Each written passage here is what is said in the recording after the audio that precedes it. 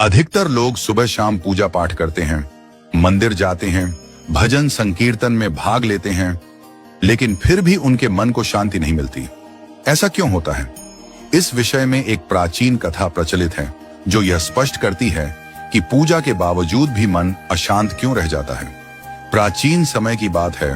एक गांव में एक महिला रहती थी। वह बहुत धार्मिक थी। प्रतिदिन सुबह सायं पूजा पाठ करती थी।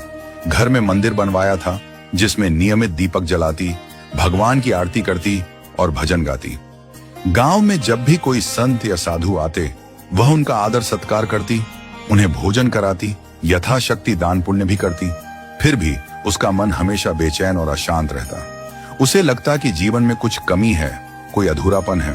उसने कई बार भगवान से प्रार्थना की कि उसे सच्चा सुख और शांति मिले, परंतु उसका मन स्थिर न हो सका। एक दिन गांव में एक प्रसिद्ध संत पधारे। संत बहुत विद्वान थे। वे गांव-गांव घूमकर उपदेश देते थे और घर घर जाकर भिक्षा मांगते थे।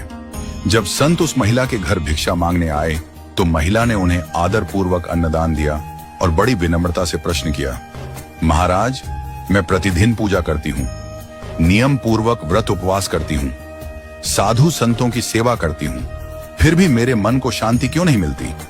कृपया मेरे दुख का कारण बताइए। संत मुस्कुराए और बोले, मैं तुम्हारे प्रश्न का उत्तर कल दूंगा।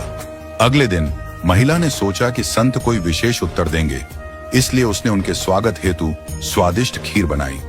जैसे ही संत उसके द्वार पर पहुंचे और आवाज लगाई, वह खीर लेकर बाहर निकली।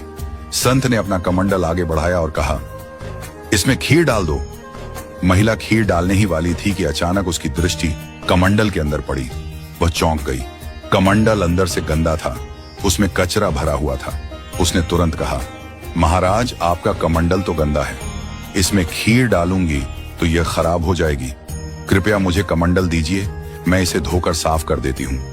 संत ने मुस्कुराकर कहा, तो तुम यह कहना चाहती हो कि जब तक पात्र शुद्ध न हो तब तक उसमें अमृत खीर डालना उचित नहीं?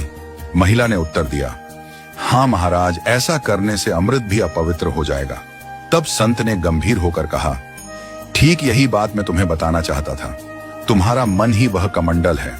जब तक मन में काम, क्रोध, लोभ, मोह, ईर्ष्या, द्वेष और बुरे विचारों की गंदगी भरी होगी, तब तक उसमें ज्ञान, भक्ति और शांति कैसे टिक सकती है?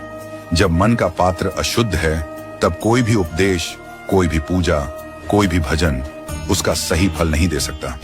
मन रूपी पात्र को पहले शुद्ध और निर्मल बनाओ। जब मन शुद्ध होगा तभी उसमें भगवत भाव और आनंद स्थिर हो सकेंगे। महिला की आंखें भर आईं। उसने पहली बार समझा कि केवल बाहरी पूजा करना पर्याप्त नहीं, भीतर का मंदिर भी पवित्र होना चाहिए। केवल पूजा पाठ और कर्मकांड से मन को शांति नहीं मिलती। जब तक मन क्रोध, लोभ, मोह और बुरे विचारों से भरा होगा, तब तक किसी भी अच्छे विचार का प्रभाव उसमें स्थायी नहीं हो सकता। जैसे गंदे बर्तन में शुद्ध दूध नहीं रखा जा सकता, वैसे ही अशुद्ध मन में ईश्वर की अनुभूति नहीं हो सकती। इसलिए मन को पहले शांत, पवित्र और निर्मल बनाना चाहिए। यही सच्चे सुख, आनंद और शांति की कुंजी है।